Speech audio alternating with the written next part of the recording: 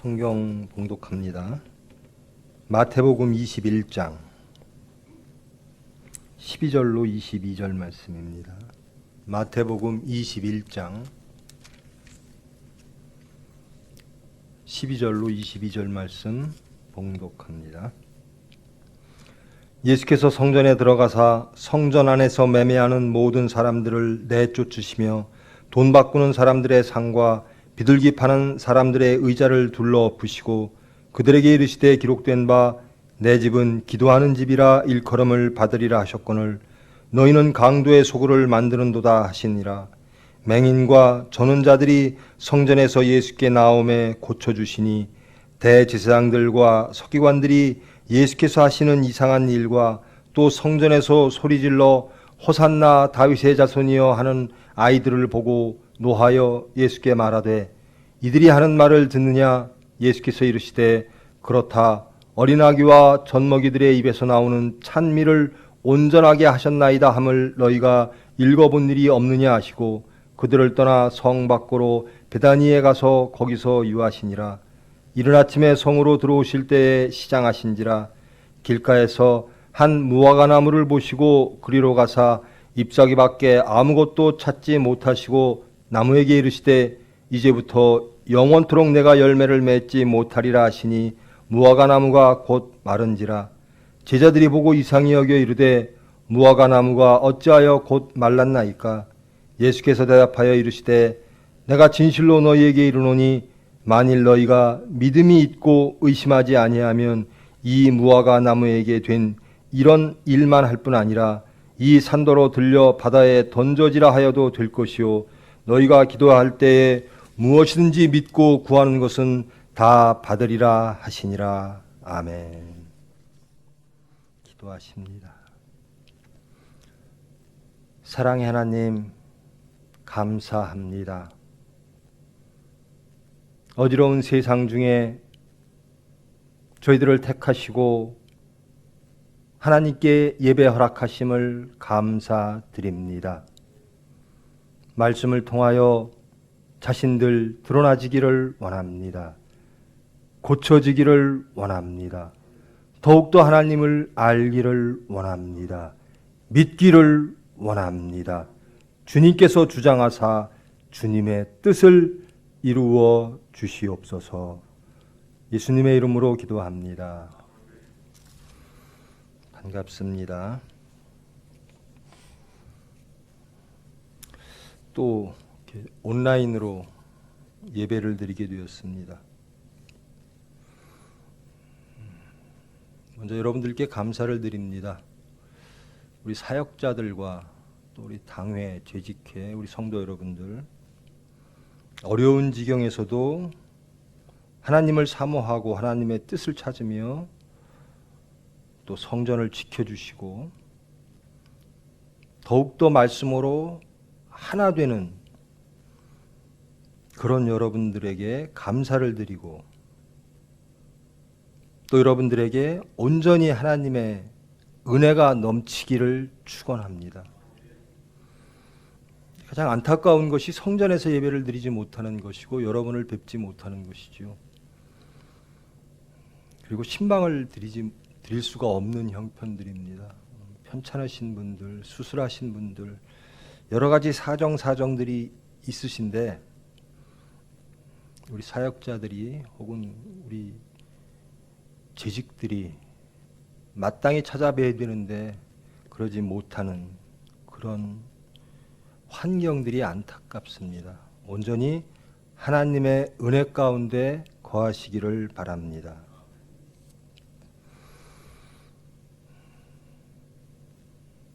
몇 차례 위기를 살면서 겪었습니다. 총회병원을 책임진 이후에도 여러 차례 위기가 있었습니다. 국가적인 재난 IMF도 겪었고요. 또 여러 가지 전염병 질환들을 겪었습니다. 그럴 때마다 무엇인가 할 수 있다라고 하는, 그리고 최선을 다해야겠다라고 하는 그런 수단들, 그런 지혜들을 동원했습니다. 어려운 환경 속에서도 이겨낼 수 있다. 하나님의 은혜로 이겨내 왔습니다. 근데 이번 경우는 할 수 있는 게 없습니다. 우리의 지혜로, 우리의 노력으로, 우리의 근면으로 열심히 해서 그 위기를 극복할 수 있는 게 없다라는 겁니다. 우리가 할 수 있는 게 없는 상황이 되어진 겁니다. 전 지구적인 사건이죠. 팬데믹이라고 합니다. 유럽과 미국 점점 더 위기 속에 빠져 들어가는 모습들입니다. 그 틈에서 인간들이 할 수 있는 것이 무엇일까? 예전의 위기일 때는 우리 인간들의, 저의 경우에는 저의 게으름을 봤고 저의 지혜를 찾았고 더욱더 노력하는 우리의 모습들, 저의 모습을 발견하고 만들려고 노력을 했습니다. 그리고 극복됐습니다. 근데 지금은 볼 게 우리의 심령밖에 없다라는 겁니다. 인간의 한계 속에서 과연 인간은 무엇일까? 그리고 우리가 지나왔던 오만과 교만, 인간의 지혜와 인간의 노력과 인간의 근면으로서 지혜로서 무엇인가를 이룰 수 있었고 또 그렇게 이룰 수 있다라고 생각해왔던 모든 것들이 다 무너지는 상황 속에서 지금 우리는 우리의 삶을 돌아볼 수밖에 없는 형편입니다. 더욱더 하나님을 찾게 되어지는 그런 상황입니다.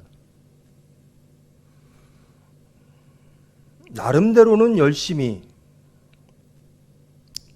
인간적으로도 열심히 살았다고 생각하고 정직하게 살았다고 생각하고 또 하나님과의 관계 속에서도 나는 열심히 교회를 섬겼고 믿는다라고 생각을 해왔습니다. 그 과정 중에서 우리에게 너무나 당연하게 주어질 것이라고 생각했던, 우리가 너무나 자연스럽게 누릴 것이라고 생각했던, 감사하지 못했던 그런 것들이 한순간 무너지는 상황 속에서 과연 구원은 어디로부터 오는 걸까? 정말 이 상황 속에서 하나님의 뜻은 무엇일까? 돌아보게 되어집니다. 저와 여러분 돌아보는 하나님의 시간 되어지기를 원합니다. 참 인간은 교만했습니다. 세상에 돌아가는 것에 따라 우리 교회마저도 적당히 타협하고 적당히 인정하며 살아왔습니다. 오로지 예수님만, 오로지 말씀만 이라고 말은 했으나 우리의 자녀를 양육함에 있어서, 우리의 삶을 살아감에 있어서 혹은 세상의 변화에 대처하면서 우리는 적당히 타협했다라는 겁니다. 이제 온전히 예수님께로 돌아가기를 원합니다. 우리가 할 수 있는 게 없어요. 우리의 지혜로 무엇인가를 다 이룰 수 있을 것 같았는데, 자식을 잘 양육시킬 수 있을 것 같았는데, 이 상황 속에서 우리가 자녀에게 할 수 있는 게 뭐가 있겠습니까? 철저하게 우리의 삶을 돌아보시는 기간 되어지기를 원합니다. 오늘 말씀은 예수님께서 6월절 지경에 예루살렘으로 들어가시는 장면입니다. 갈릴리 나사렛 지역에서 사역하시던, 공생애를 지내시던 예수님께서 마지막 하나님의 뜻을 이루기 위하여 마태복음의 공관복음의 입장에서 보면 마지막으로 유월절 절기를 섬기며 예루살렘으로 입성하는, 그리고 곧 십자가에 못 박혀 돌아가시는, 하나님의 뜻을 다 이루는 그런 장면의 시작입니다. 예수님이 예루살렘에 입성하십니다. 입성하시는 장면은 나귀를 타고 입성하십니다. 세상의 왕들은 훌륭한 말들을 타고 들어가죠. 예수님은 이 장면에서 스스로 왕이심을 공표하십니다. 그런데 예수님이 타신 것은 나귀였다라는 겁니다. 그 예수님과 동행하는 제자들과 무리들은 예수님이 왕 되시기를 원했습니다. 그들이 바랬던 것은 훌륭한 말과 훌륭한 화스러운 권위 있는 승리의 장면을 생각했을지도 모릅니다. 예수님은 제자들에게 나귀를 가지고 오라고 그러십니다. 승리의 왕을 고대했던 사람들에게 예수님은 겸손의 왕으로 예루살렘에 오시는 겁니다. 이 장면에서 제자들도 예수님을 보고 당혹스러워합니다. 그리고 나귀를 타고 예루살렘에 입성하시는 그 장면을 보고 예루살렘 무리들과 종교 지도자들도 당혹합니다. 예루살렘에 말을 타고 나귀를 타고 들어오시는 분이 있어. 구약을 그들은 압니다. 그런 분은 메시아밖에 없는데, 근데 저런 형상으로 오실까?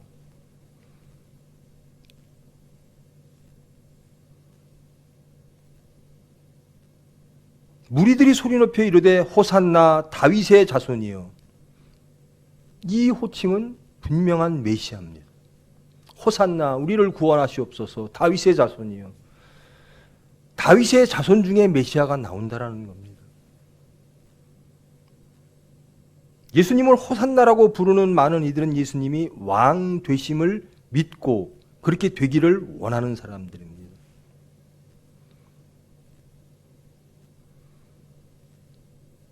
예수님이 오시니 많은 무리들이, 예루살렘의 경건한 무리들이 소동합니다. 소란합니다. 그리고 묻습니다. 저자가 누군가? 갈릴리 나사렛에서 나온 선지자 예수다. 이렇게 대답합니다. 무리들이. 그들은 선지자를 기다려왔습니다. 메시아를 기다려왔습니다. 그러나 그들이 기다린 메시아는 그들이 원하는 메시아였습니다. 하나님이 원하시는 그 형태의 메시아가 아니라 그들이 원하는 모습의 메시아였다라는 겁니다. 그것은 동일합니다. 제자들의 입장에서나 또 예루살렘에 있는 예루살렘 무리들이나 성전 지도자들이나 다 같습니다. 그들이 바라는 메시아라는 겁니다. 여러분이 잘 아시다시피 그들이 바라는 메시아가 아니므로 그 메시아를 제자들은 배신하고 떠났고 예루살렘의 경건한 자들은 그 메시아를 죽이게 되어지는 겁니다. 우리가 원하는 세상이 있을 겁니다. 입으로 주여 주여 합니다. 주일마다 예배에 참석합니다. 그리고 나는 고백합니다. 나는 믿는 사람입니다. 그러면서 우리가 바라는 세상이 있을지도 모른다는 겁니다. 하나님이 원하시는 나라가 아니라 우리가 원하는 나라를, 우리가 원하는 메시아를 통하여 이루어지기를 원하는 겁니다.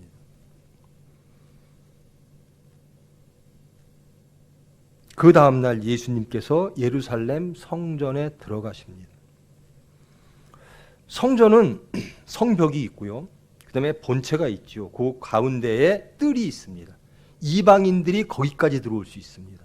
이방인의 뜰이라고 이름 붙여진 곳입니다.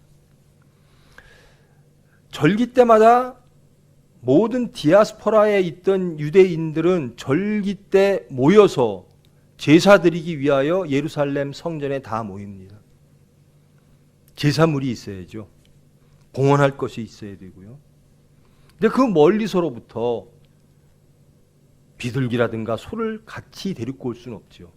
그래서 그 이방인의 뜰에서 환전을 합니다. 그리고 비둘기를 사기도 합니다. 제사물을 사기도 합니다. 성전에 바쳐질 수 있는 돈은 이방인의 얼굴, 초상이 있으면 안 되는 겁니다. 그러므로 이방인의 초상이 없는 돈으로 환전을 해야 되고요. 또 돈을 가져와서 비둘기 등등 제사물을 사야 됩니다. 그 이방인의 뜰에서 환전과 제사물을 살 수가 없으면 그들은 제사를 드릴 수가 없는 겁니다. 마땅히 이방인의 뜰에서는 환전이 이루어져야 되고 제사물을 사는 매매 행위가 이루어져야 됩니다. 그래야 그것들을 가지고 성전에 들어가, 본체에 들어가 제사를 드릴 수가 있는 겁니다. 제사를 통하여 그들은 그들의 죄의 사함을 받고 구원에 이를 수 있다라고 율법의 행위를 지킴으로 하나님의 뜻을 이룰 수 있다라고 믿는 사람들이었죠. 이것을 함으로써 경건함을 얻을 수 있다라고 믿는 겁니다. 근데 예수님이 이 광경을 보시고 꾸짖으시는 겁니다. 제사 드리기 위해서는 마땅히 선행되어져야 될 환전과 제사물을 사는 행위를 보시고 예수님이 사람들의 의자를 둘러 엎으십니다. 그리고 말씀하십니다. 내 집은 기도하는 집이라.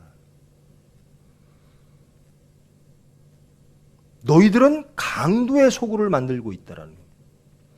그들은 그 먼 길을, 순례의 길을 와서 이제 예루살렘에 도착해서 제사를 드리기 위하여 환전도 하고 제사물을 사는 겁니다. 그리고 구원을 얻고 죄사함을 얻기 위함이죠. 예수님은 이 모든 것들을 강도의 소굴이라고 말씀하시는 겁니다. 그들을 강도라고 말하고 그 성전이 강도의 소굴이 되어졌다라고 말하는 겁니다. 즉 제사 자체, 그들이 드리는 율법 행위인 구원의 전제인 제사를 부정하시는 겁니다.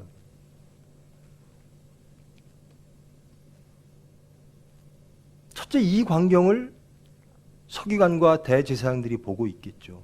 경건한 자들이 보고 있겠죠. 두 번째, 그럴 때 맹인과 저는 자들이 성전에서 예수께 나아오매 제사장 본체에는 신체가 불구인 사람들은 들어갈 수가 없습니다. 죄인이므로 그들은 신체에 불구가 되어졌다라고 여겨졌기 때문에 그 모든 것들이 사해지기 전까지는 성전에 들어갈 수가 없습니다. 그러므로 맹인과 저는 자들은 성전 바깥에서 구걸하며 살 수밖에 없습니다.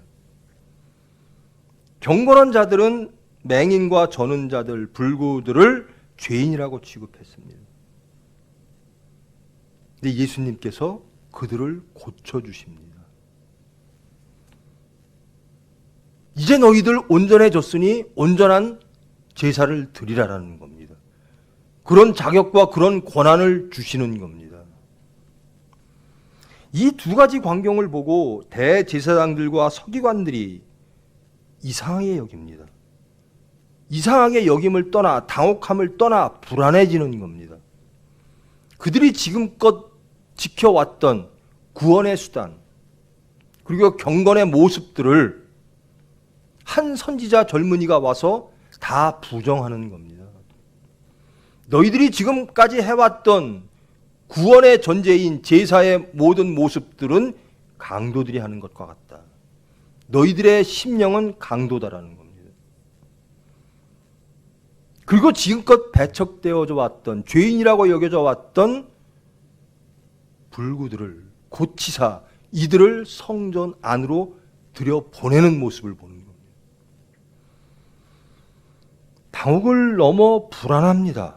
그들이 지금껏 살아왔고 믿어왔던 지금까지 해왔던 모든 구원들의 수단들이 부정되어지는 모습, 그것을 부정하는 한 젊은이의 모습을 보고 그들은 불안을 넘어서 경노하게 되는 겁니다. 근데 아이들이 소리를 치는 겁니다. 예수님을 향하여 호산나 다윗의 자손이여. 이것은 명백한 메시아 호칭인 거죠. 제사와 율법을 부정하는 한 젊은이를 향하여 어린아이들이 호산나라고 외치는 겁니다. 우리의 구원주입니다라는 겁니다. 다윗의 자손이라는 겁니다. 그들이 분노합니다. 그리고 예수께 말합니다. 이 상황들을 설명하라라는 겁니다. 예수께서 말씀하십니다. 어린아기와 젖먹이들의 입에서 나오는 찬미를, 할례를 온전하게 하셨다라는 말을 너희들은 알지 못하느냐.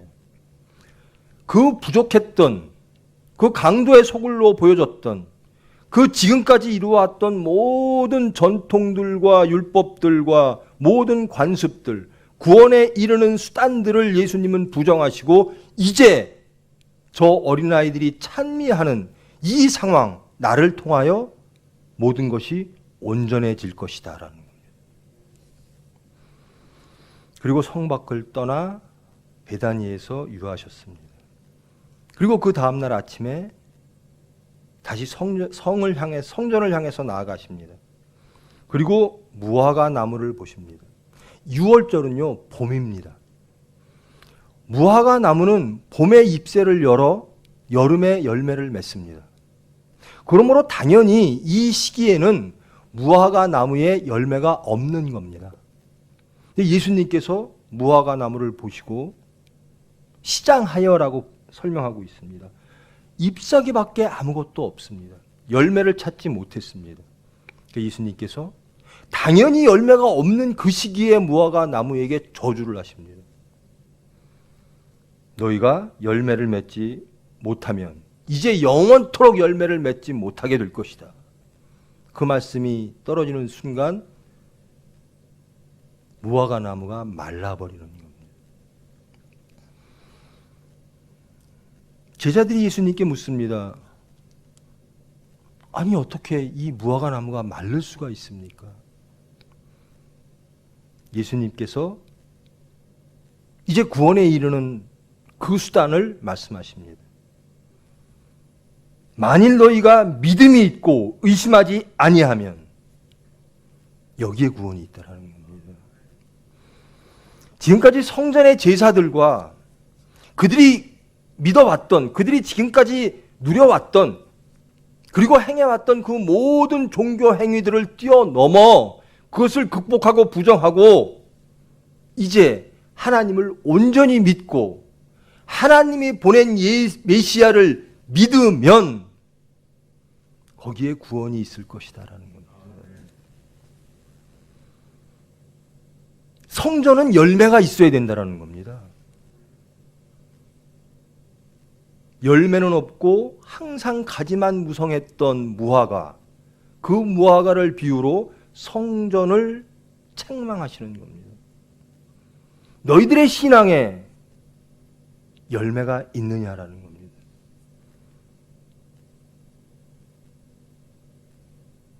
너희들의 제사에 믿음이 있느냐라는 겁니다. 좋아요, 여러분. 우리는 그렇게 생각하죠. 예수님을 구주라고 고백하는 많은 기독교인들 중에 우리 총회는 특별합니다. 우리는 더욱더 열심입니다. 우리는 더욱더 순결하고 성결하게 예수님을 믿는 사람들입니다. 세상과 거리를 두고 하나님께로 더욱더 나가는 사람입니다. 라고 자부심을 갖고 있지요. 사실 그럴 겁니다. 그리고 그것으로 우리는 구원받았다라는 겁니다. 우리는 경건하며 우리는 거룩하다라고 생각하는 겁니다. 근데 예수님은 묻는 겁니다. 정말로 너희의 삶 속에 믿음이 있는가? 너희의 삶 속에 생명이 있는가? 너희의 삶 속에 말씀의 열매가 있는가? 그저 보여지는 성전에서의 제사만 있고 순종은 없고 경건의 모습만 있고 경건의 능력은 없는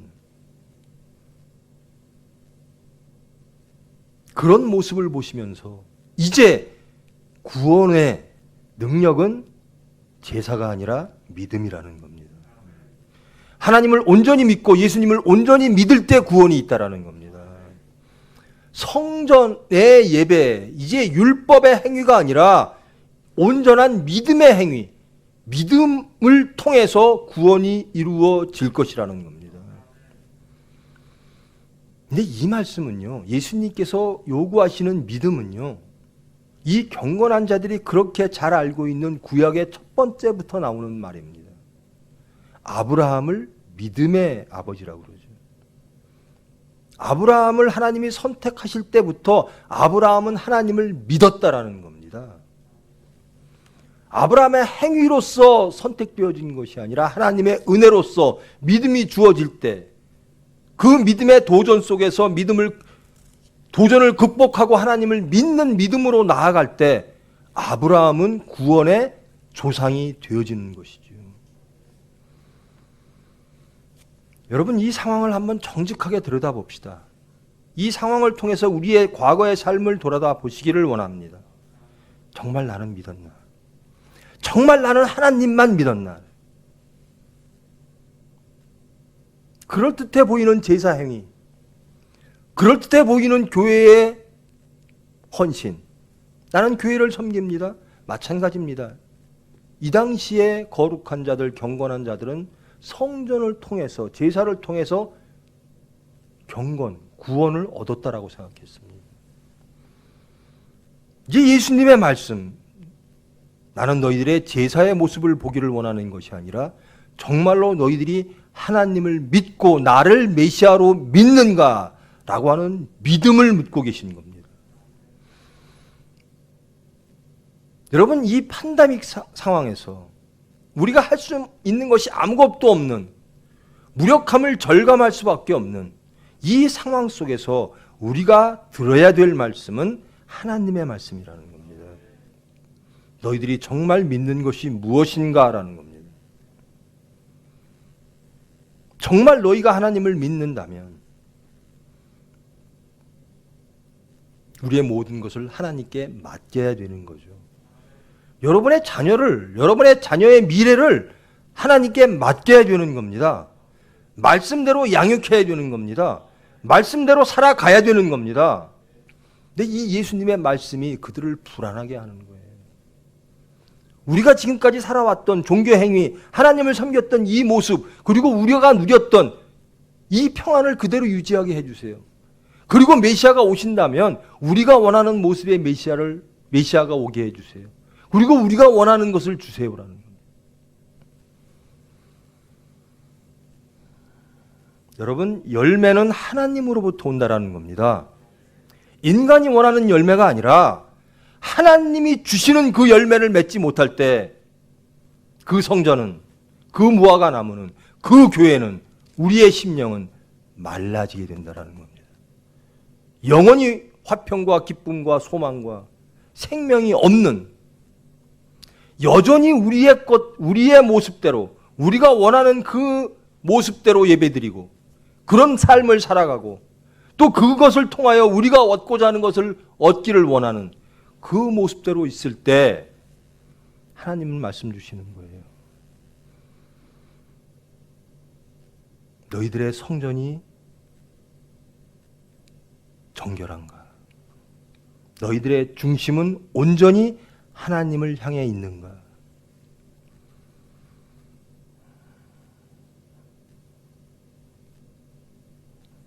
여러분, 이러한 상황 속에서 자신들이 발견되어지기를 원합니다. 온전히 하나님을 알고 믿기를 원합니다. 우리의 지혜가 다 무너지고 우리의 능력이 다 무너지면서 바라보아야 될 것은, 대화를 나눠야 될 것은 내 중심이고 하나님이라는 겁니다. 세상에 무너지는 것을 바라보지 마시고 우리 속을 바라보시기를 원합니다. 지금껏 우리가 살아왔던 그 제사의 모습, 거기에서 벗어나 이제는 온전히 메시아 예수님의 음성을 들으시기를 원합니다. 그리고 생명의 열매를 결실하는 저와 여러분 되기를 원합니다. 하나님이 원하시는 것은 열매입니다. 하나님이 원하시는 열매라는 겁니다. 왜 그 열매가 맺어지지 못했을까? 왜 그 성전에서는 강도의 소굴이 되어졌고 열매가 없는 형식만이 남았을까? 이 말씀을 통하여 지금 저와 여러분의 삶의 모습과 우리의 중심과 우리의 소망과 은밀한 곳에 있는 우리의 정말 바라는 것이 무엇일까를 깨달으시기를 원합니다. 정말 믿는 것이 무엇일까? 말랐는데도요, 열매를 맺을 수 없는 상황인데도요, 그것을 깨닫지 못한다면 그것은 영원히 구원이 없는 거죠. 예수님은 구원 받으라는 겁니다. 이제 구원은 예수께 있다라는 겁니다. 이제 구원은 하나님에 대한 진실한 믿음에 기반한다라는 겁니다. 내가 예수가 메시아임을 믿으라는 겁니다. 너희들의 육체가 불안하더라도 진정한 열매인 생명을 주시는 예수를 믿으라는 겁니다. 여러분 살면서요, 예수님이 불편할 때가 많습니다. 예수님이 주시는 말씀 이대로는 살고 싶은데 내 육체의 것들을 내려놓아야 될 경우가 많습니다. 내 지식을 내려놓아야 될 경우가 많습니다. 교회의 건물을 헐어야 될 때가 많습니다. 우리의 육체를 헐어야 될 때가 많다라는 겁니다. 예수님이 불편한 거예요. 이 경건한 자들의 모습처럼. 그러니까 불안해지는 거예요. 정말 예수님을 따라갈까? 정말 예수님을 메시아로 고백하고 따라가야 되나? 그러면 내 모든 것들을, 내가 원하는 것들을 잃는데? 라고 하는 불안. 그것 때문에 예수님을 죽이는 겁니다. 구원의 대상을, 구원의 주체를, 구원의 대상들인 예루살렘의 이스라엘의 무리들이 그 하나님을 죽이는 겁니다. 불안해서. 지금 이대로, 우리의 삶의 모습 이대로, 그리고 우리가 원하는 그 모습을 이루기 위하여 하나님은 필요한 거예요. 근데 예수님은, 하나님은 오셔서 그렇게 말씀하지 않는 겁니다. 너희들을 부인하라라는 겁니다. 그리고 나를 긍정하라라는 겁니다. 나를 구원자로 찬양하라라는 겁니다. 예수님이 구원주이시려면 전제가 그들의 모든 것들, 과거의 모든 삶들, 신앙의 모든 관점들, 그들이 누려왔던 모든 것들을 내려놓아야만 하는 겁니다. 과연 저 여러분 그런 삶을 사셨습니까? 오로지 예수님만 남고 내 모든 것들을 다 내려놓는, 그럴 겁니다. 저게 생명인데 하기를 원합니다. 그런데 안 되는 거죠. 제가 신천지라는 집단을 보면서도요, 그것이 잘못됐고 이단이고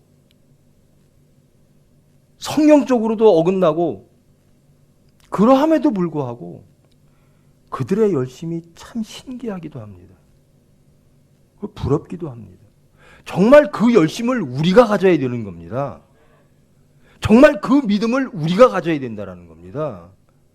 신천지인들이 믿는 그 대상, 그 말씀, 그 이만희, 그렇게 믿는 그 열성, 그 믿음 이상으로 우리가 하나님을 믿어야 된다는 거예요. 근데 우리는 사건만 닥치면 하나님을 부인하고 세상으로 달려가는 거예요. 여러분, 정말 간곡히 저와 여러분 부탁합니다. 그리고 소망합니다. 이 시기에 온전히 무너지기를 원합니다. 온전히 예수님을 영접하기를 원합니다. 온전히 열매 맺기를 원합니다. 이제 우리가 할 수 있는 것은 아무것도 없어요. 하나님의 은혜밖에 없습니다. 이 전 지구적인 재앙 가운데 우리가 찾아야 될 것은 하나님이라는 겁니다.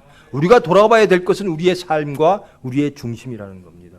당도의 소굴인가? 아니면 열매를 맺는 예수님이 축복하시는 무화과 나무가 될 것인가?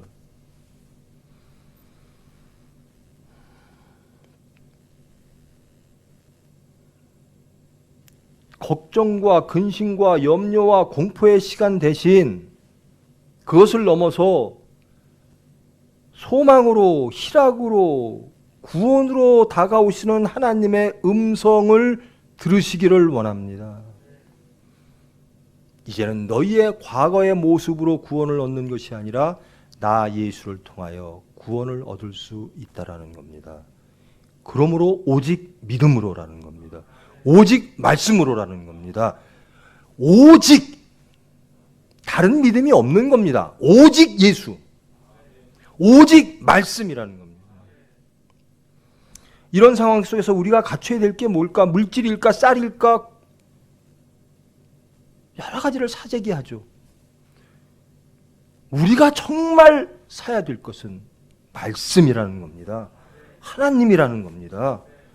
오직 말씀으로, 오직 하나님 한 분으로, 오직 예수님 한 분으로 화평과 생명의 열매를 맺는 저와 여러분 되기를 원합니다. 이 시기가 고통의 시간이 아니라 소망으로 인도되어지는, 깨달음으로 인도되어지는 하나님의 말씀이 다가오고 그 말씀을 영접하며 찬양하는 기간 되어지기를 원합니다. 기도하십니다. 사랑의 하나님 감사합니다. 저희들 이 어려움 속에서 말씀을 듣습니다. 그리고 소망합니다. 그리고 기쁨이 싹틉니다. 지금까지 구해왔던 우리가 육체가 원했던 열매가 아니라 이제는 하나님께서 주시기를 원하는, 우리가 소유하기를 원하는 그 열매를 얻기를 원합니다. 참 평안과 참 소망과 참 능력을 얻기를 원합니다. 예수님만 남고 말씀만 남고 모든 것 다 무너짐으로 거듭나지고 정결해지는 저희 중심, 우리 가정, 우리 교회 되어지기를 원합니다. 주님께서 원하시는 그 모든 것, 주님 이 기간 동안 주님의 은혜로 이루어 주시옵소서. 예수님의 이름으로 기도합니다. 봉헌기도 그리고 축도로 예배를 마치겠습니다. 사랑의 하나님 감사합니다. 저희들을 살리시기 위하여 하나님이 주시기를 원하는 참 열매, 생명의 열매를 주시기 위하여 연단하시는 하나님 감사합니다. 그 하나님의 뜻을 알기를 원합니다. 이제 염려와 근심 속에서 하나님의 말씀을 영접하는 소망의 저희들 되어지기를 원합니다. 기쁨의 저희들 되어지기를 원합니다. 우리와 교회와 이 대한민국이 변화되어져서 온전히 하나님이 원하시는 이 지구 전 인류가 되어지기를 원합니다. 온전히 하나님을 영접하며 말씀만을 믿음으로 하나님을 소망하며 하나님께 찬양하며 그 믿음을 향해서 기도하기를 원하는, 온전히 하나님의 나라가 이루어지기를 원하는, 그 기도가 넘치기를 원하는 모든 무리 위에 예수 그리스도의 은혜와 하나님의 사랑과 성령님의 위로 교통하심이 이제로부터 영원까지 함께 할지어다.